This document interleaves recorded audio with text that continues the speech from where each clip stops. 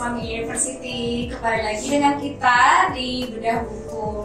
Hari ini kita dari tim Sales Project. Perkenalkan, saya Talita dan ini ada Bu Juwita. Dan sebelah saya ada Mas Rizky. Pada kesempatan kali ini kita akan mereview atau bedah buku dari judul Salesman Superhero. Kita akan melanjutkan ke bab 4, yaitu spesialisasi sales yang harus diketahui. Oke, jadi kalau selama ini yang kita ketahui, sales itu sebenarnya terbagi menjadi 3 ya. Jadi di buku ini menyebutkan ada direct sales, retail dan distribusi atau distribution business, dan yang ketiga itu ada industrial sales atau kita bisa sebut juga dengan industrial business. Nah, menurut Bu Juwita nih, dari ketiganya itu apa sih perbedaannya, Bu? Bedanya ya? Iya.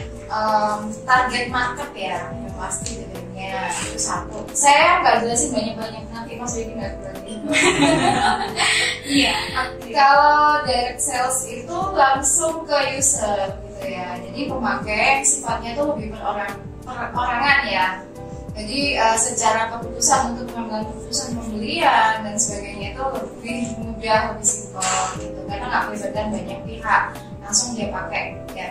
Kalau yang untuk distribution channel yang tipe kedua itu biasanya kita itu untuk mereka bisnis, jadi yang sifatnya itu stokis kayak gitu. Nah, kalau untuk yang industrial sales itu lebih pada entitas, badan usaha seperti itu, yang di dalamnya ada struktur organisasi. Nah, lebih begitu sih perbedaan market share-nya. Oke. Jadi yang membedakan ketiga jenis sales ini adalah dari marketnya ya. Oke, kita next nih. Kenapa sih penting banget buat kita untuk memahami ketiga bentuk dari sales ini? Menurut Mas Willy, kenapa kita harus tahu nih bedanya dari ketiganya itu apa? Iya, jadi kalau beda dari ketiga itu ya, kalau misalnya untuk terutama untuk yang tadi apa yang ketiga itu? Yang ketiga industrial sales. Industrial sales itu biasanya kita memulai untuk penawaran itu dengan POC-kan hardware dulu, POC-kan unit dulu, mereka trial dulu kira-kira cocok atau tidak dengan bisnis flow mereka, gitu kan, jalan lancar atau tidak, itu bisa dengan itu tadi mereka gunakan itu sudah sesuai dengan kebutuhan mereka atau belum, gitu. Terus yang kedua, misalnya dengan partner software gitu kan, kalau di kita kan hardware ya. Misalnya dengan partner software itu sudah bisa pairing atau belum dengan software yang mereka create gitu loh. Kalau mereka masih belum bisa untuk create ya otomatis unitnya belum bisa ke user dulu kan. Jadi tunggu mereka sampai bisa create dulu, bisa pairingkan dulu dengan unitnya kita, baru nanti arahnya bisa ke user. Nah, kalau yang pertama dan yang kedua atau user dan dealer itu tadi atau distribution channel itu biasanya memang tanpa POC kan hardware dulu atau tanpa pairing kan dulu, karena sudah kalau user itu sudah pastinya jalan. Terus yang kedua untuk yang ke distribution channel itu tanpa pairing pasti ya udah tinggal dijual aja, karena mereka hanya stokis, hanya jualan saja. Oke, jadi kalau saya simpulkan dari jawaban Mas Vicky itu ketiganya memiliki spesialisasi atau karakteristik yang berbeda. Jadi kita harus memahami nih, tiap jenis sales itu pasti ada di direct, mana tadi di industrial juga udah dijelasin oleh Mas Vicky ya. Oke, terus kalau menurut Bu Juwita sendiri nih, tadi kan udah sempat kebahasnya industrial. Kalau dari direct sales itu kira-kira karakter apa sih yang membedakan dia dengan yang distribution dan juga di industrialnya? Karakter personal salesnya ya. Iya. Kalau direct karena bersentuhan langsung sama user ya, pastinya user personal gitu ya. Pastinya ya harus paham produk knowledge, itu satu gitu, meyakinkan. Terus juga untuk bonding ya, kemampuan bonding pada dasarnya semuanya sama sih kalau karakteristik. Cuman dari ketiga itu yang paling ini ya, yang paling krusial menurut saya itu adalah di industrial tadi. Jadi kenapa di situ butuh personal sales yang lebih kuat dalam segalanya, karena strateginya beda banget. Karena di dalam sales industrial banyak komponen-komponen lain seperti politik di sebuah entitas tersebut gitu kan, polisinya seperti apa, isu-isu yang harus bisa kita ketahui di awal gitu, main bagasi atau apa, banyak hal gitu. Sehingga kan butuh skill yang lebih terlatih gitu aja sih Mbak Talita. Karakteristiknya di situ kalau untuk salesnya. Pada dasarnya semua sales sama, cuman harus punya antena lebih ya untuk peka dengan seperti itu. Karena nggak bisa dijualin dengan cara yang sama dengan dua karakter mantap sebelumnya gitu sih. Oke, jadi penting sekali ya Bu untuk bisa memahami karakter tiap jenis spesialisasi salesnya itu bagaimana. Nah, kalau dari Mas Vicky sendiri nih, kan tadi sempat membahas yang industrial sales. Nah, kalau di industrial sales sendiri, tantangannya tuh apa sih Mas yang membedakan dengan keduanya? Iya, jadi seperti yang dikatakan Bu Gita tadi ya, kalau di industrial sales itu memang lebih kompleks ya.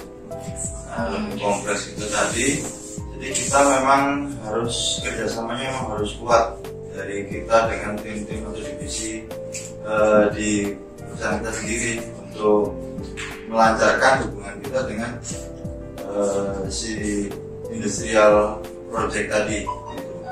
Jadi memang biasanya memang banyak unit-unit khusus yang mereka butuhkan. Unit khusus yang mereka butuhkan. Contoh-contoh, K24.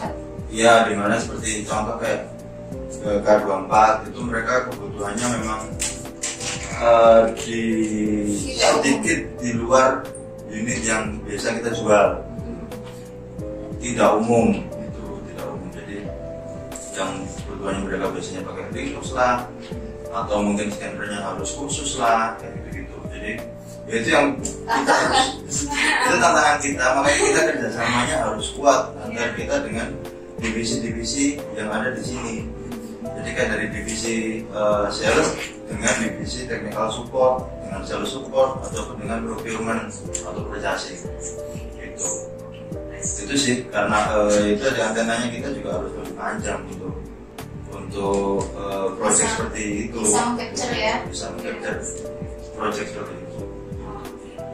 Oke, makasih banyak Mas Vicky jawabannya.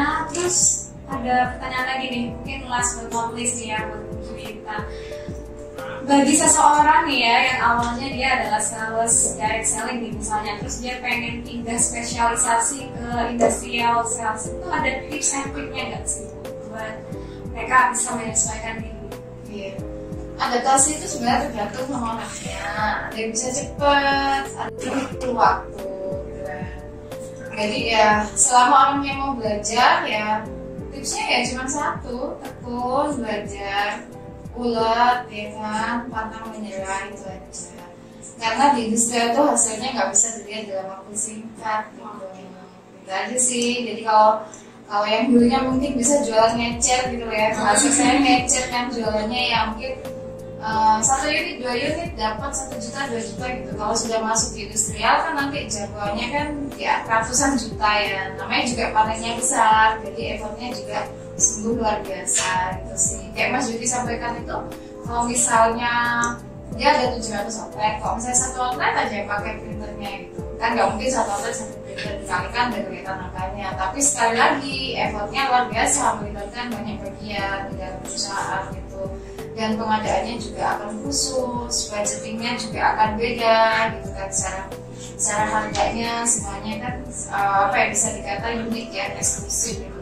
Jadi ya balik lagi kemauan belajar gitu ya, kemudian telaten, ulet, ya gigih, ya aja.